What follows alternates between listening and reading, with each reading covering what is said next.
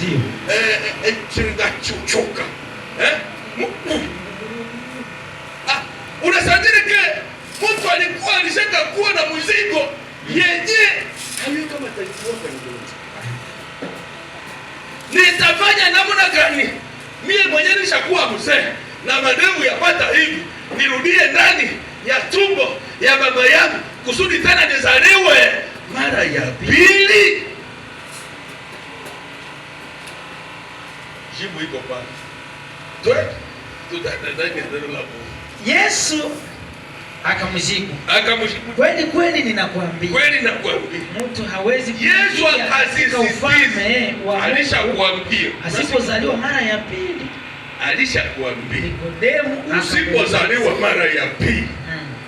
Anakuya tena na sisitiza, echonga kuora eno nekwene. Ndio utataboto mara wakabe sio chalokuba beba no. Hii yenyewe mimi nakwambia ndio kweli ambapo tuseme vile kisi watoto wanasema. Ndio kweli yote ile, usipozaliwa mara ya pili hautafanya nini? Hautaingia. Tuende sasa. Yesu akamjibu, kweli ninakuambia, mtu asipozaliwa kwa maji na kwa roho hawezi kuingia katika ufalme wa Mungu. Usipozaliwa kwa maji na kwa roho hawezi kuingia ndani ya ufalme wa Mungu.